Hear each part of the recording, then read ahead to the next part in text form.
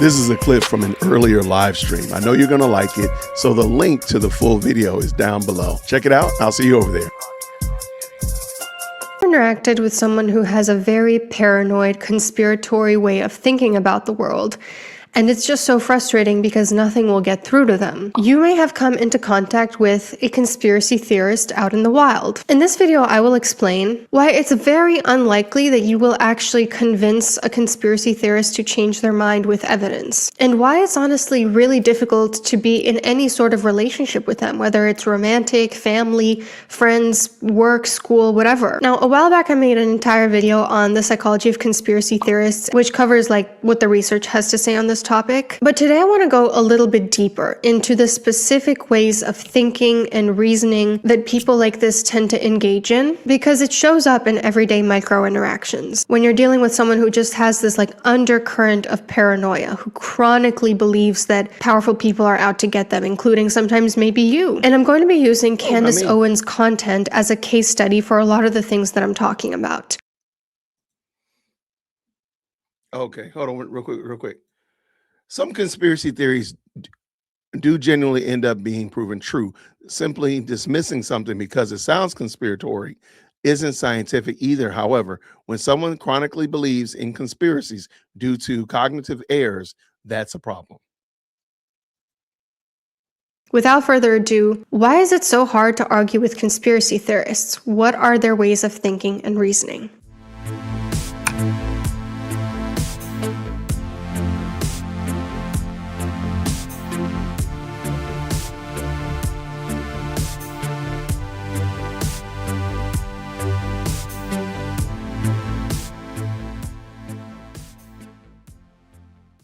Question before we get started: have you actually interacted with a conspiracy theorist? And how did that go for you? Let me know down in the comments. So the first thing I want to mention about the way conspiracy theorists think and reason is they use circumstantial evidence for their allegations. Circumstantial evidence are things that could raise red flags about something, but it's not proof. It requires you to reason in order to reach that conclusion. Circumstantial evidence is considered less strong in court, for instance, than direct evidence. For example, let's say that John accuses Jane of cheating on him. He says, "You've been working late and you started taking more care in how you look." But he has no direct evidence. He hasn't seen her, make flirty faces at her coworker. He hasn't found compromising text messages. He hasn't caught her in the act. He hasn't heard from someone else that she's having an affair. Is it understandable that John might wonder if Jane is cheating on him?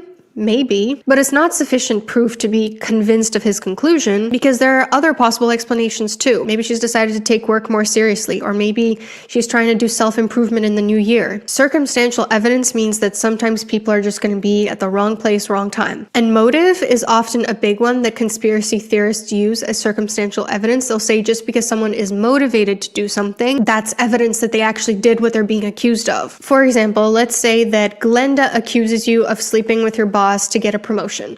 But just because you're motivated to get a promotion doesn't mean you actually slept with your boss. So her being convinced of it based on only circumstantial evidence is a little bit shaky. So regarding Candace, to my knowledge, at no point has Candace presented any concrete evidence for any of her theories. For example, regarding her conspiracies about the Charlie Kirk assassination. It's all circumstantial, like people in the crowd wearing maroon. Here we go. We have this young man. This is after the shot. He's wearing maroon.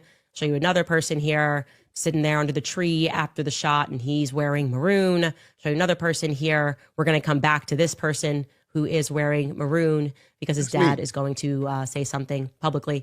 3 people, 1 shot, all of them alone, wearing maroon. We're going to come back to the guy at the top there who has the hat, the darker hat on, who is wearing maroon. Just like these strapping young men all wearing maroon. We've got this guy in the bush wearing maroon. I could go on and on. This person of how many people were wearing maroon. I even have a video of someone holding a maroon shirt. Similarly, she's provided no direct evidence that Brigitte Macron is a man, only indirect proof, like the fact that she looks like her brother or doesn't have childhood photos. Now, people like Candace use circumstantial evidence to prove their accusations, despite the fact that the burden of proof is on them to provide tangible, concrete evidence. Take, for example, John and Jane. John can't suddenly demand that Jane prove she's not cheating on him without any evidence that she is. If he's gonna make such a serious accusation, it's on him to have evidence to back up his claim. But paranoid conspiratory thinking flips this dynamic. It makes an accusation where the person being accused needs to prove their innocence. Instead of innocent until proven guilty, it becomes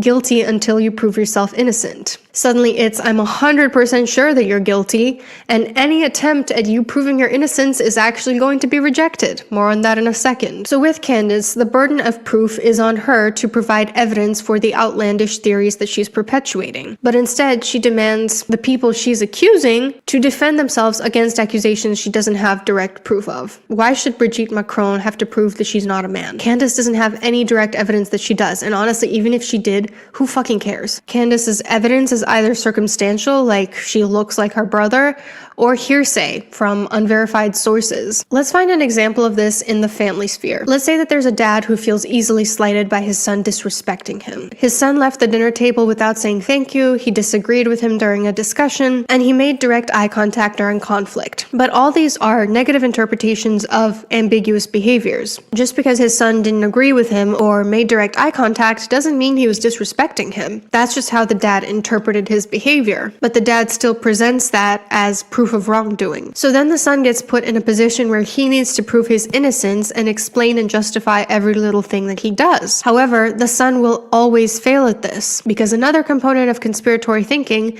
is they make unfalsifiable claims. An unfalsifiable claim is something that cannot be proven wrong. Like if I were to say to you, you watch anime in secret, I can prove it if, I guess, I catch you watching anime or admitting to someone that you watch anime, but you can't actually prove that you don't watch anime in secret because, maybe you do it when no one's watching. Another unfalsifiable claim is the claim that God exists. He's just invisible, so we can't actually prove that he does or doesn't exist. Or the elites are controlling us, but they hide all the evidence. If they hide all the evidence and they're so powerful, then we can't actually prove that they do or don't. So with Candace, how can we prove that it wasn't Israel or Egypt or the United States government that assassinated Charlie Kirk? We can't because she says there's this mono government that controls everything and hides all the evidence. So it's an unfalsifiable claim. What's an example in everyday life of an unfalsifiable claim? Someone might say to you, you're using me for social status, and you can't actually prove your intentions, so it's unfalsifiable. In general, people who tend to have conspiratory thinking will use something called the mind-reading cognitive distortion and use their beliefs about what... Okay, so real quick, I thought this was really cool. So thinking about my own issues, what I think he's thinking, negative, thinking about my own issues. So the dude is just processing his own thoughts, working on his own thoughts, but this person assumes he knows what he's thinking about. All right, let's keep it going. You think as evidence to their theory. And it can sometimes even turn into a delusion. It's like, I literally know what you think. I'm convinced I know what you think, even though I have no evidence of it. And you can't prove me wrong. I am so sorry that I look like Rudolph intermittently throughout this video.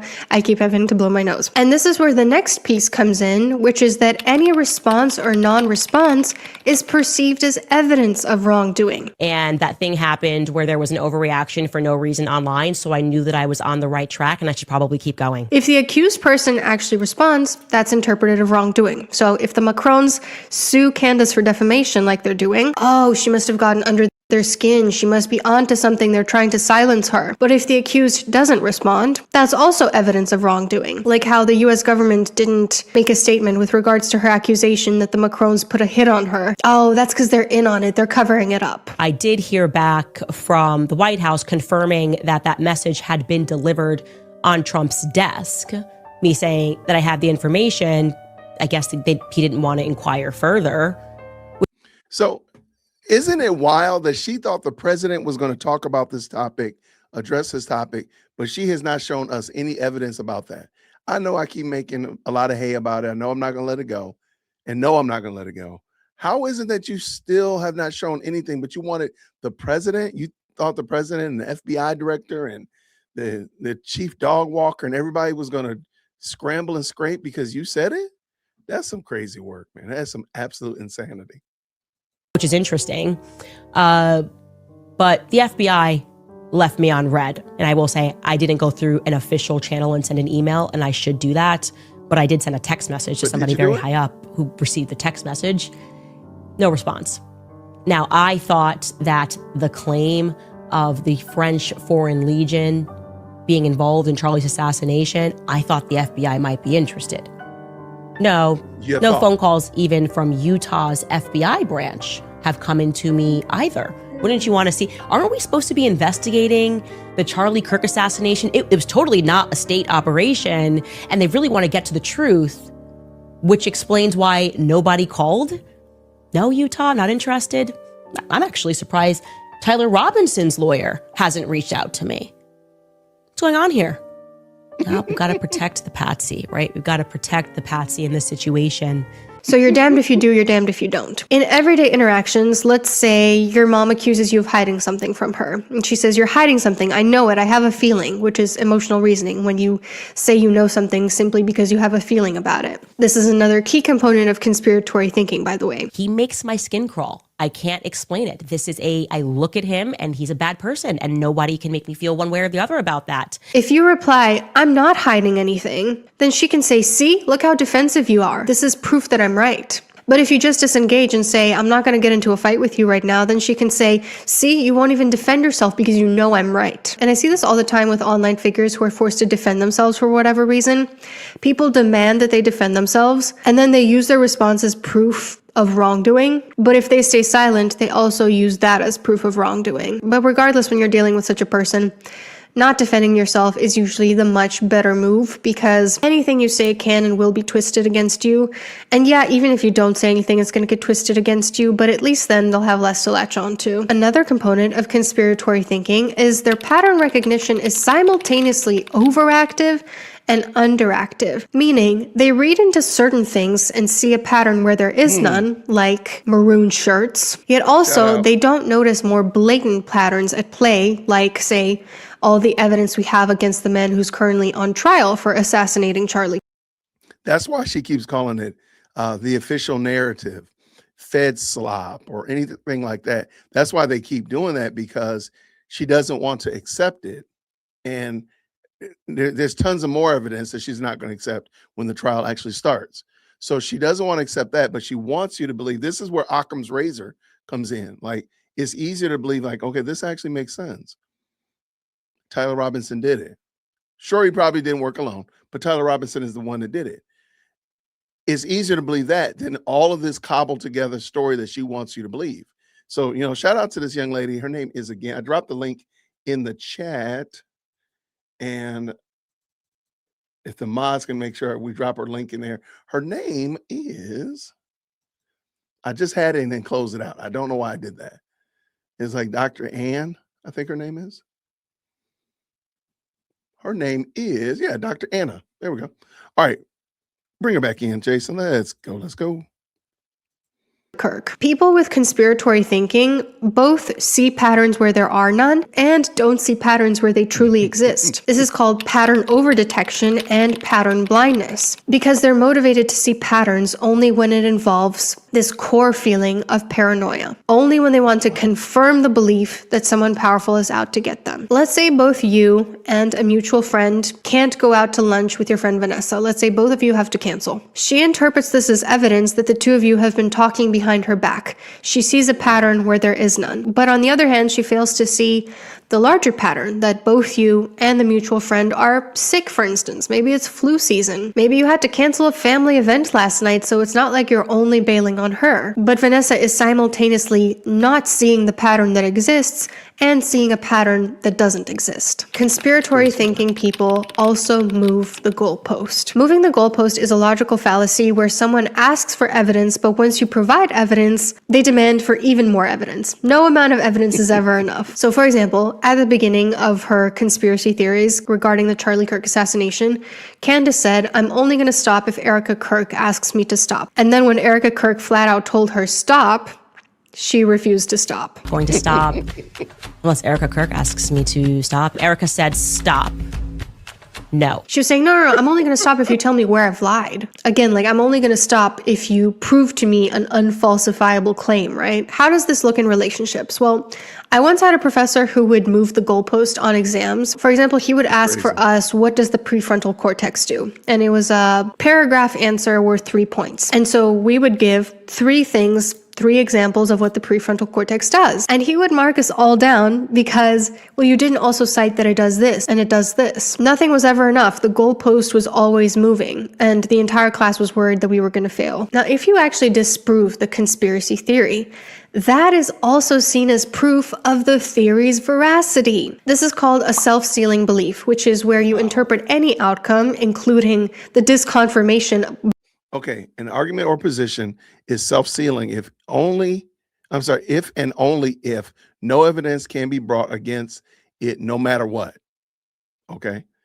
By evidence as confirmation of the theory. For example, I don't know by the time I post this what else will have happened with Candace. It changes day by day. But as of today, when I'm filming this, Candace Owens posted that she had a really long talk with Erica Kirk. She feels it alleviated tensions or something like that. And I thought this was a really interesting comment under that post.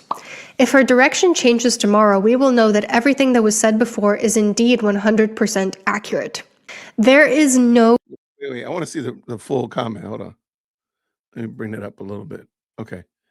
Let me. Which is where you interpret any outcome, including the disconfirmation by evidence, as confirmation of the theory. For example, I don't know by the time I post this what else will have happened with Candace. It changes day by day. But as of today, when I'm filming this, Candace Owens posted that she had a really long talk with Erica Kirk. She feels it alleviated tensions or something like that. And I thought this was a really interesting comment under that post.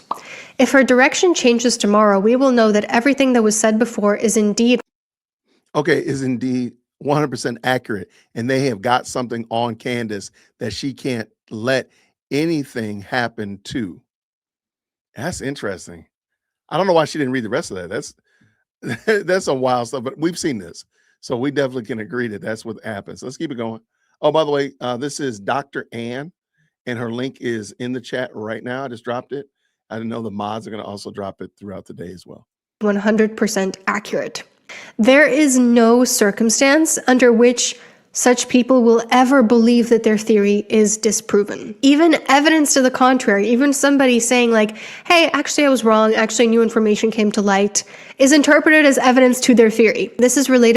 Or actually, I was not there. Or here's a picture that I was at my child's gender reveal party. Or here's my boarding pass that I was flying in LA or whatever.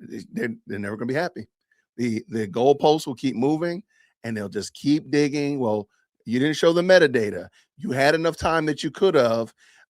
What's that guy's name? The senator. He didn't make roll call, even though we see him in the video, but he wasn't at roll call. So he must have been hightailing it from Arizona or Utah to come back to DC.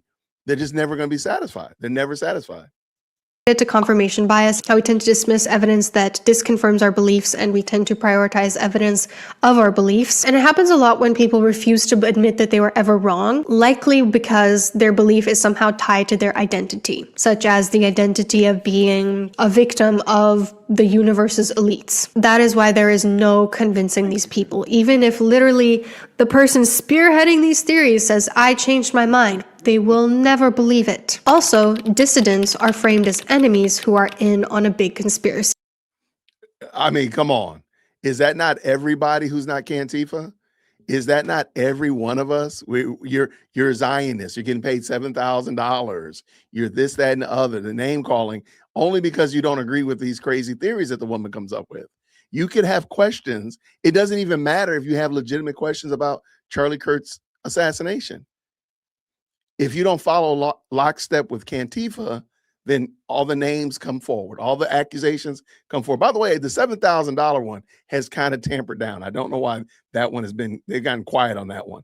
But all the other ones happen. And I wonder why that is. Let's go.